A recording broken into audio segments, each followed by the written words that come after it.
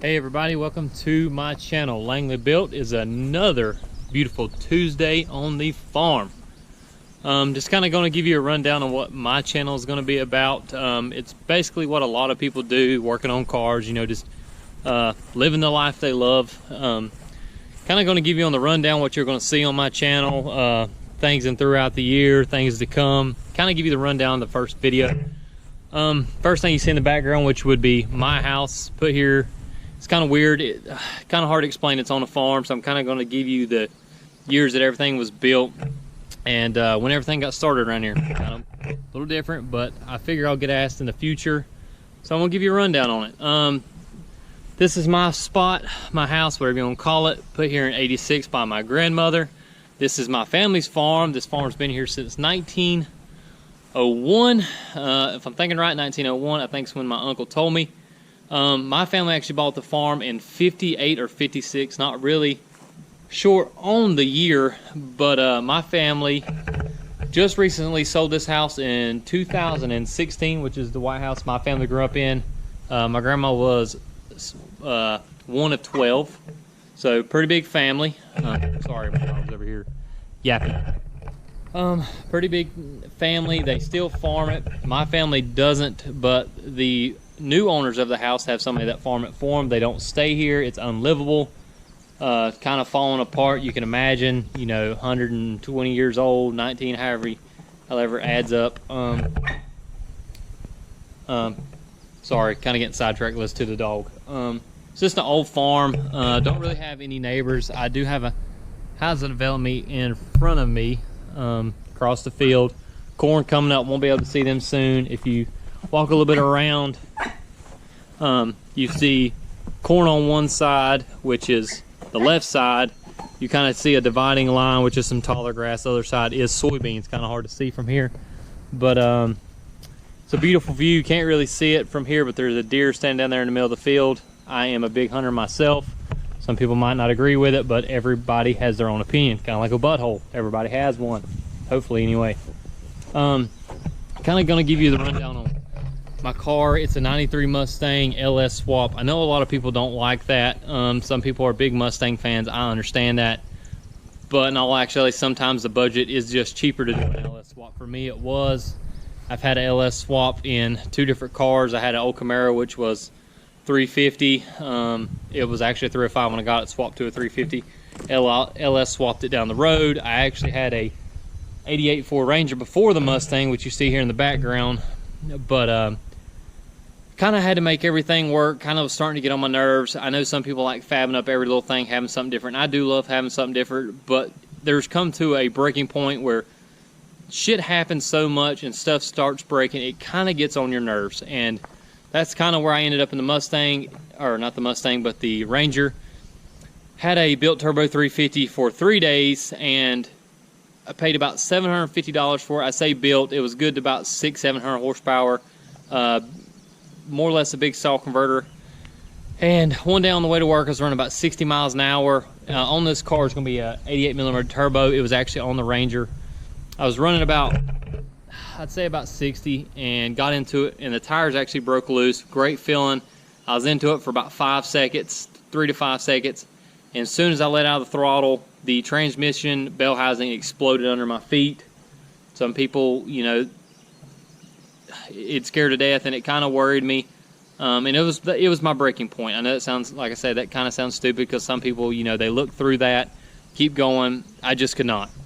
That was one of many straws that I just could not take anymore. So I actually scrapped the car, kept every part I could off of it, and I bought the Mustang for $1,000 from a gentleman about an hour and a half away on the other side of Mooresville. I'm actually from Vail, North Carolina, and so he was about an hour and some change. That's not too far of a drive. $900,000, and I'm pretty sure I was in the $1,000 range. It's so far, it's been a good car, very clean, probably one of the most cleanest interiors cars I've had. I tried to do my best not to strip it. On the inside, it's pretty much got all the original interior.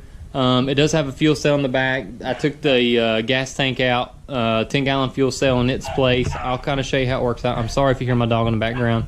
She's a beagle, so she's chasing something or smelling something. It's kind of funny to listen to, really. But I'll get to explain to you about the car. Everything has been welded with a Hobart handler. It's a 110 welder. I run a big drop cord out here. I mean, a fairly good size. Some people say that's not enough. You need a big, strong welder. Be honest with you, make what you got work. I'm a big budget guy. I have a family. Can't afford to go out and spend a lot of money. In my opinion, not everything has to be name brand. There is a little bit of stuff you want to spend your money on wisely. And through the car, you can kind of tell things I've spent good money on, and some things I have not spent good money on. I've kind of cheapened out. But more or less everything on this car, other than some fuel lines, has been on the Ranger, and I had it for over a year. So future videos, I'll post pictures of it. I'm not really, kind of hasn't really learned how to edit yet. This will be my first video that I just didn't copy off my phone. I'm going to try to give it a go. I love watching YouTube, which most people on here do. It's just, I've never really wanted to be the guy talking to a camera because I kind of feel kind of dumb. But, you know, it is what it is. Hopefully in the future y'all will keep tuning in and watching my videos. I hope so. I'm going to try to be pretty entertaining. Seem like a pretty dull guy right off the bat, but it's because I'm nervous, which who's not on the first video. But let's go ahead and start. I'll kind of give you a rundown on what parts I've used and try to explain the best I can. First off, you see right here on the floor, I'm actually waiting for the Turbo 400, by the way. I know I talked about my old transmission. It's at a place called Cook Racing in Cowpen, South Carolina. It's supposed to be 1,200 horsepower transmission, manual valve body. Maybe it's a manual reverse valve body. He's told me, but like I said, it's been 3 weeks. Friday will be a month for it. And he told me he was behind, but I left it anyway. No big deal. I've heard a lot of good stuff about him. And so I'm going to give him a shot. It's like $1,250 and $100 for the fluid, which he runs some kind of blue fluid. I'm not sure what it's called. I've used it before, but I got the jug from somebody else. And it's like $100 for 5 gallons. I'm going to give it a shot. Supposedly, I think he told me it runs 18 degrees cooler than regular ATF or Dextron 6 or whatever you have to run in Turbo 400. I know there's a lot of forums on people running different kinds and mixing like Dextron 3 and Dextron 6 and tractor transmission fluid or some shit like that. It's just a difference of opinions. I'm going to go with him. He's building it. He's warranting it. I'm going to go with what he says. That's just the easiest way I see to do it. But anyway, we'll go ahead and start with some parts. What I got here on the floor is a 34 to 3800 stall converter with the anti-ballooning plate. I think I paid $359 for it from Jegs. Kind of moving over. It's a 5.3 block, 806 heads. Turbo manifolds like everybody builds. You just do some V-bands on the bottom. NGK plugs. Just some regular, let's see, I think these are, what's this, JDM Speed. I think they're just some regular old eBay or Amazon 10mm wires, 10.5, whatever the hell they're called, with some 90-degree boots on the bottom. You got your 3-way oil feed line. Like I said, one goes to the turbo, one goes to my oil pressure gauge. I'll show you that in a minute. You got your head gaskets, which is the 3-layer metal head gaskets. I'm pretty sure, about 95% sure. You got your LS1 valve covers. These these cools were actually I had them mounted a different way and they were all bolted together. And when I actually swapped to the Mustang, the style that I had, or the way I had them mounted for the Ranger, I had to pull them all apart and retable them. That's why they kind of look shatty. Then the mount brackets that go on top of here that lay across where you bolt all your cool packs to, I lost it. Imagine that. I built my own catch can. I probably should have bought one because in the process of building it, actually my grinder slipped and flayed my knuckle open. Ended up having to have some stitches. I didn't really care to get them, but with all the metal on the flapper wheel that I was using, I at least needed to have it cleaned. And while I was there, they went ahead and done stitches. I know that's kind of dumb. It's not really the manly thing to do, but it was just at the moment, why not? Got some Chinese style head studs, you know, not very expensive. Once again, I could afford to buy a little bit more of a name brand thing, you know, name brand parts, but other stuff works. I'm not running 20 pounds of boost. I'm at 10 pounds with this system, and I'll kind of explain the Phytech system. Some people say, you know, you still need to spend the money, get the name brand, and I'm just not a name brand guy. Don't get me wrong. There's, like I said earlier, there's things you need to spend your money on, but some things you can kind of slack ass on and still be fine. I've watched plenty of people use these head studs and walk away just fine. plenty of power. They've held for me, and like I said, this motor's been in the Ranger and this, and I haven't been able to break them yet. Even when I did blow a head gasket in another motor, I had just the regular old factory bolts, and yeah, they did lift. So once that happened, it was kind of time to change them up. Let me kind of explain this Phytech system. Some people like it, some people don't. It's a self-learning, like an EFI system, and so far I've not had a problem with it. Sometimes I think it's not, because you got to drive on it for like 2 hours. I think it's what they told me to learn. Now, don't take me word for word, because like I said, I've had this system for a while, so it's kind of hard to remember what I've all, you know, read in the paper when I got it. I actually got a good deal on this. It's a 102mm throttle, by the way, and I got a good deal on it. I actually had the Ranger carburetor when I first got it, and I swapped to this system because I actually put it on the carburetor for, I tried to do a blow-through setup, and I actually put it on line for trade. And a guy from Indianapolis, keep saying that wrong. Indianapolis hit me up, and he actually drove about 4.5 hours, and I drove 3 hours, and he met me. This system was brand new, still in the box. I've had it for probably 2 years now. It's brand new, still in the box. The only thing that had ever been taken out was the intake. The injectors were still in the original wrapper. So I traded them in a heartbeat. This is like a $2,000 setup. It's the 750 horsepower kit. They actually make two sets, or two different kits. I think one's 500, one's 700 or 750. Can't really remember right off the bat. And I traded him. There was no hesitation there. He called me about a month later and said he got it figured, the carburetor setup figured out. I couldn't get it to stop blowing black smoke, so I just went ahead and traded him. I got a box right here full of extra exhaust pieces. This is 2.5 inch. I think it's like $134 on Amazon, and you get like 4 elbows, 4 90s, 4 straights, and some other pieces. But for the deal, it wasn't bad. I only used like 5 pieces to build my turbo setup. You know, I got that straight piece right here that comes off the on 388, and there's another piece on the hood which 90s down off this side, off the driver's side. It actually comes where the power steering is. I need to change and get the other bracket to where I can get rid of that ugly bolt setup, but for right now it works. Not really gonna worry about it until I can really get the car going. Phytech also comes with your injectors, 56-pound injectors, all your lines, your wiring harness, which if you've ever fished anything through a small hole, it takes a while. It took me about an hour and a half to fish all this through without trying to rip all these little wires, because on the other side is about probably about a 4 or 5 inch piece that plugs into your computer. So there was no way on God's green earth that was going to go through that hole. Across the car, you got your eBay style fuel regulator with a boost. I guess you could call it a boost reference too, because when it reads vacuum, which gives you more, you know, more fuel for more air, more or less. Dash 6 AN fittings all the way across. I've stripped all the wiring off this car that actually used for the motor. Basically all the wiring I got's right there left, and that runs your headlights, taillights. All that goes to the starter solenoid. I guess that's what that's called. I welded the linkage together down here at the bottom. Ain't the prettiest, but it'll work. I welded it together just so I didn't have that sloppy play, because they do make a bushing you can put in there, but you know, I've welded forever, so what's the difference of just welding it and throwing it on there and, you know, working.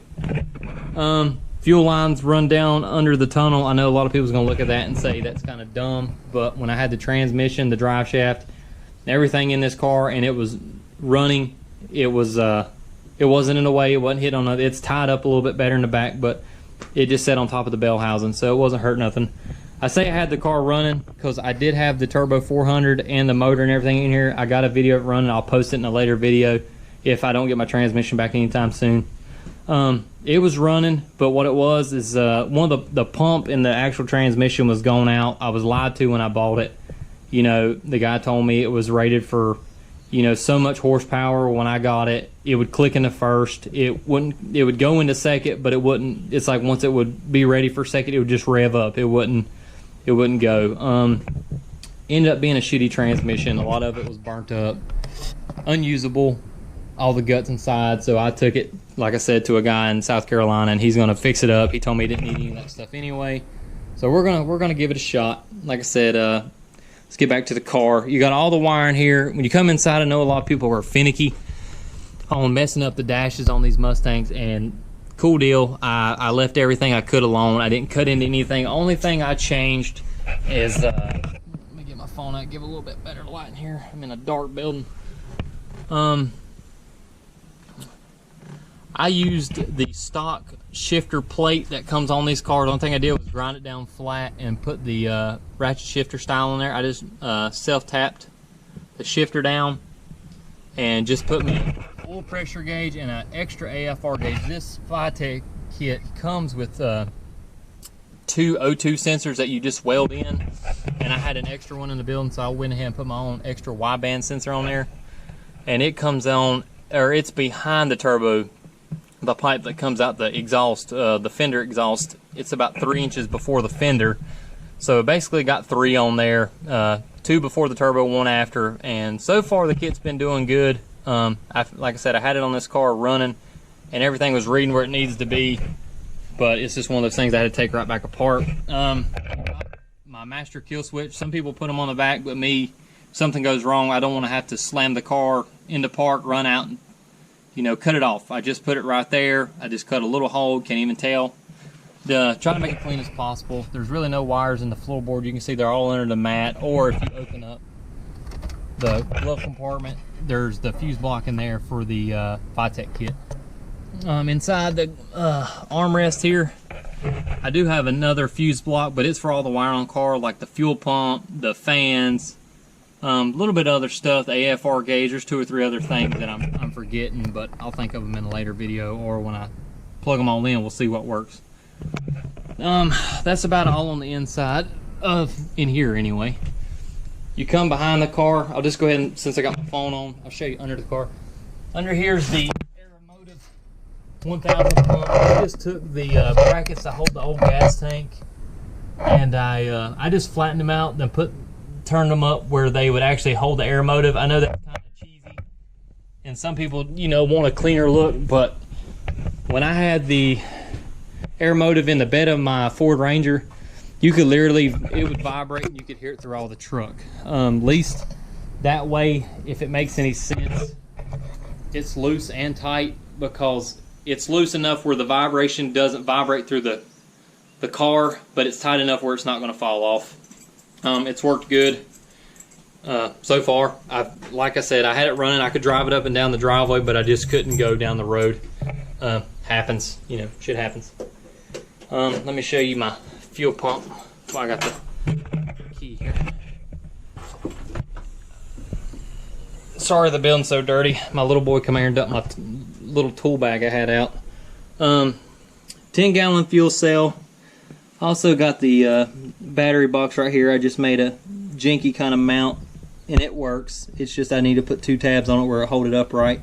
And I'm sorry the video's so dark. It was kind of a last minute thing. I've made 2 or 3 videos, and I just felt like they, I'm not saying this one's any better, but they wasn't hitting on much for me, so I thought I'd make a different one for, it was kind of getting darker, time to go to bed. It's only about 7 or 8 o'clock here. Well, maybe 7:15. But under the rear end, I have done the 5-lug conversion. My buddy gave me the front end conversion, so I don't really know what it come off of. I don't know if it was a 5-lug Mustang or, just some kind of 5-lug 90s, early 90 car or what. He just told me I could have it and told me it was behind his building. He didn't give me no more information. He just said it would work. On the back, it's a rear end out of a 97 or 98 Mustang. I was told it was an 8.8 when I went to go get it, and come to find out, it was actually a 7.5. That was a limited slip. They made a lot of them, and I just got lucky, I guess, because when I got there and I seen it was a 7.5, I was going to weld it up anyway and make it work, just because it was a 5-lug and I wanted to get my Cobra wheels on there.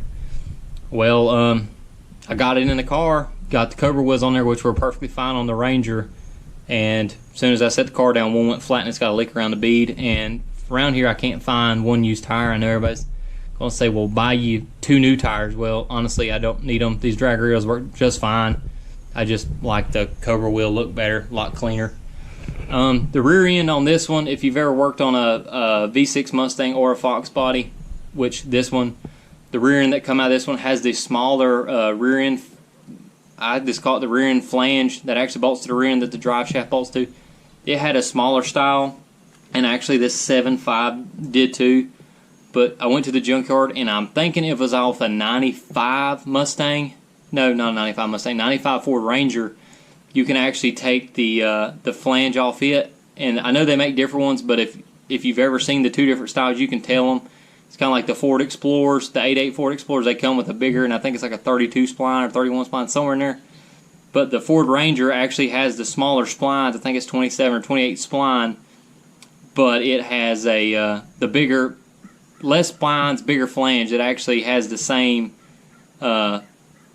style that I had. I actually have an 8.8 in the building that was out of a 97 or 98 Ford Explorer, and it was an 8.8. Well, of course, it had the bigger flange, so when I had this drive shaft made for the Ranger, that's what I used. Well, when I swapped the Mustang, it was kind of backwards. I couldn't use it because it was a leaf spring rear end and it wasn't going to work. So I had to change everything, which was really easy. At first, when I noticed it, I kind of panicked. I was like, damn, I got to do all this again. Well, afterwards, I realized it wasn't that big a deal. Go to the junkyard, take the one you need, and go to a Ranger, hold it up, and if it looks like it's about a ½ inch bigger all the way around, but if you go ahead and take it off and slide yours that's off the Mustang on there and it slides on, you got what you need. If you want the bigger style, you don't have to go with that, but sometimes bigger's better, and if it'll work for you, why not? That's what I already had, so I made it work. I'm probably forgetting some stuff. I know one thing I can point out. I actually have a 6-inch cow hood back here in the corner. I actually got it off a guy I think it's called Marketplace on Facebook. It was $100. And yeah, people's gonna say 6 inches way too big, way too big. You need smaller. It don't look good. You can't see when you turn right. $100, man. Come on. You can't beat $100. I'm balling on a budget here. I got a family. I got a house payment, rent payment, whatever the hell you want to call it. I can't afford just to go buy a $300 or $400 hood to help everybody's opinion. I gotta do what I gotta do. I find a deal. It looks better in the stock hood, and with the LS intake and all that, it ain't gonna fit. I got a phone number. Call me. I'll call him back in a minute. I think I know who that is. But yeah, I mean, there's little things that the car's gonna get changed. Like there's a dent over here on the far side. I actually went to look at the car, and the guy told me the dent wasn't that bad. Well, when I got there, I not say sadly mistaken, because it's not the most awful thing in the world. But when you give somebody, $1,000, or when you're heading an hour and a half up the road and you go to give them $1,000, you kind of hate getting lied to in a way. But like I said, it's not the worst thing in the world. It can be fixed. It's just when you buy something, you kind of want it to be what you expect when you drive to go get it. But it happens. He was a very nice guy, and it is what it is. One other thing I've noticed I forgot to tell you is this does have a BTR Stage 4 truck cam, not the car cam. The one thing I don't like about the Phytech kit is I don't know if it's maybe the cam doesn't have the lobe I thought it was going to have, or if I'm just not tuning something right, but it doesn't sound like I thought it would sound. I mean, it come in the box that it should. It had the cam sheet with it, so I don't know. Maybe it's just me. Going to explain the motor mounts while I'm thinking of it. They're the Dirty Dingo LS swap mounts, and only thing, this is the regular mount up top. It's kind of hard to see. Regular mount up top, and this mount's for like a 98 Mustang, and man, they fall right in place. Can't beat it. I watched another good YouTube guy, his video on what mounts he used, and literally I copied them, and that's what I used, and he was right on the money. So can't complain a lick. Just want to say, I watch a lot of these videos, and everybody makes you feel like you got to have top-notch everything. You got to have the best that money can buy. And I'm not trying to knock any of those people, because like I said, I'm kind of new to YouTube. But this car has been built on a budget. I'm not saying that there's not places I haven't spent money that need to be spent, because you can look at the car and tell it is a pile of shit. But I have spent money where it needed to be spent. I've tried to do everything a little bit better, like motor mounts. That's one thing I didn't like about the Ranger. I built my own motor mounts, and not saying I didn't do good, but they could have been done better. You live and learn. And just, it's kind of weird to say, but shit breaks. And a lot of people, they always bash you. They get on here and look at all your stuff and say, oh, you could have done this. That shit ain't worth nothing. It's gonna break. Man, in my opinion, if you ain't breaking it or breaking something every once in a while, you ain't having fun. And yeah, they say, well, you should have spent money wisely, or spent your more money wisely, or you didn't build it right. Shit happens, man. And I know that sounds kind of dumb, but anybody that's probably going to watch my videos and realize this is junk, that it's going to happen. And if I'm not breaking it, I ain't having fun, because I literally, every car I've ever owned, I break. You can literally, we can walk over here and look at my 2 other vehicles that I got. I have another Chevrolet 1500 single cab that'll most likely, you know, get headers and, you know, exhaust down the road. And I have a 2003 Dodge 2500 5.9 Cummins that I've put so much money in that I could have bought the truck twice. And I know that sounds really dumb, because once you look at it, you're going to say, oh, that's not true. Horse shit. I've done a lot of braking, but I have fun. And all my buddies know me as somebody that I don't care. Yeah, it sucks to break stuff, but at the end of the day, I'm usually smiling at the end of it, because that usually means better parts are on their way. And don't judge my buildings. This building right here on the left, this was my grandpa's building when he was alive. He died in 2001. He built this in like 87 or 86, and that sumbitch is still standing. So yeah, it might look like garbage, but it is still going strong. And this building didn't look that bad, but the people, when my grandma finally booted some people out that didn't want to pay rent, they would leave the door open. So basically everything got rotted through this one, but it still holds my four-wheeler and my toolbox. And some reason this damn dog, when its leash was a little longer, he decided to chew half the building up. And like I said, I got extra block, or I was gonna say blocks, but I just threw one away because the cylinder got messed up. But it's just extra parts. Like I said, you don't have to have the best of the best to, you know, have fun. Do what you can and roll with it. And if people don't like it, then you got the wrong people watching your videos, or the wrong people in your life, because you got to make the best of what you got. That's just life. Like I said, it's a beautiful day here in North Carolina. I hope the rest of you are having fun. I hope you enjoyed my video. I'm gonna have future videos coming. This was my first. Like I said, if you watch the whole thing, bear with me. Don't give me too hard of a time. There's probably stuff I said wrong, and I might have got some stuff, like I said, wrong. Just don't give it to me too hard in the comments. And if you liked it, please subscribe and hit that like button. We'll have another one here soon, hopefully. As soon as that transmission shows up, I'll make another one. Or even if I can get some parts for my truck, I'm probably not going to buy anything for it, just because the transmission's kind of swamping me. It costs a lot more than I thought it was going to, but hopefully at the end of the day it's worth it. So bear with me. Hope you enjoyed it, and see you next time.